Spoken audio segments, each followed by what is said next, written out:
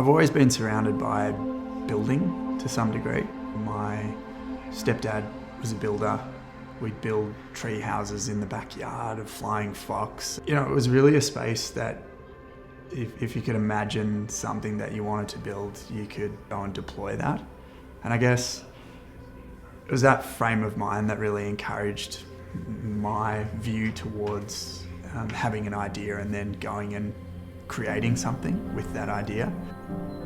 I went to university, and it's that point in your life where you're exploring, like, what is it I want to do and why, and these sorts of philosophical questions, I guess, and the process of just learning. I think that a lot of the time you learn more from what you don't necessarily want to emulate than you learn from what you would have an ambition to emulate.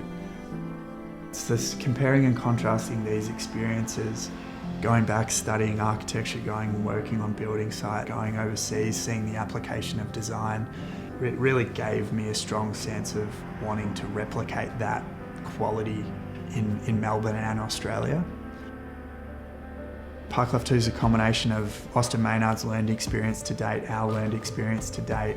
They're an architect who's had an experience delivering projects, and they've learnt from things that they've done well and things that could have been done better. We share that, and we have that learned experience. We capture that learning. We seek to improve with every project that we develop. The best way to impart change is to take risk yourself. It's not terribly effective shouting from the grandstand or telling people how they should do things differently if you're not willing to take the risk and do things differently yourself. The interesting thing about me is I'm not an architect. So I have a very weird skill set, as described by some people. I'm actually a qualified and experienced interior designer and construction manager. My background is actually in multi-residential property development. So I've been on the client side of delivering projects like ParkLife 2. I really understand what they're after when they come to an architecture firm, and therefore can kind of act as a bit of a conduit between our team and their team. But where my passion really lies is in the interiors of a project and how people live. I've got a real fascination about how people live, and I think that's what drew me to the industry from probably a pretty young age. That's the greater part of my day. It's all dealing with people. As a designer, you play the role of so many different things, and in understanding how someone's going to engage with a space or a colour or the amount of natural light and how that impacts people. And there's so much about people that is frustrating and fascinating at the same time. Simply by having, an outlook to green space, ample natural light, you see massive improvements in people's quality of life that way. And it's stuff that we take for granted. A lot of the time it's the intangibles. Like, we try to make sure we get the envelope right and the quality of the space right without, the decorative things you will always be able to work with. It's lovely to have it right from day one. But if you actually get the building itself and the spaces contained within it designed properly for, the human animal, the rest of it's simple. Buying a home is a really big life decision. Being a part of that journey for someone or a family is a real privilege for me. It doesn't really feel like a job. It's actually more of an opportunity to work with people, which I really enjoy.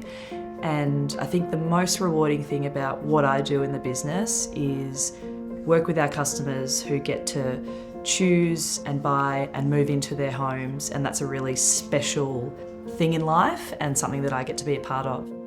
Whilst I'm the one directly sitting down with people, all of the parts are so interlinking that actually they kind of get access to everyone and all of the knowledge.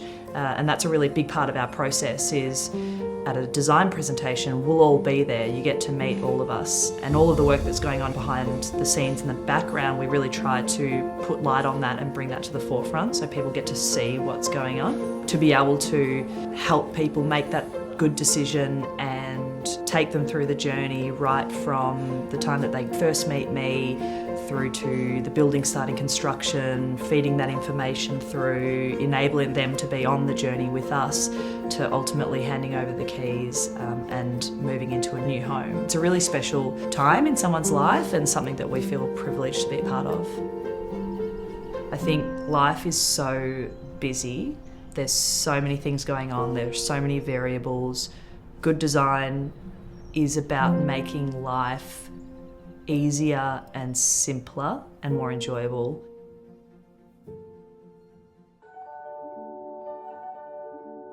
I'm one of those nerds that always wanted to be an architect. As a child, I was just drawing so much and in my room making things and sketching. I reckon it was probably my mum that steered me towards looking at the built environment. And it's one of those magic moments when you're a young person and you kind of realise, hang on, this stuff's really thought about. When it's thought about really well, it's actually magic. So it was at a really young age that I fell in love with the idea that we can get the general public to kind of interact with the built environment, our art, and they don't even know they are. You know, these little moments of designing something where you see somebody just perch and they didn't even know that you'd really thought about that beautiful sunny spot with the little bench seat in there. That kind of stuff's great, and I'm so lucky that I discovered it early and then decided that's what I want to do. I think growing up in a regional area makes you think differently about density. You realise density can be a really great thing. The reality is living close to each other and having the spaces that allow us to connect, the way we live, how we overlap, can provide beautiful experience. We're social creatures after all. Inspiration is everywhere. I like the idea that a good designer is a good borrower.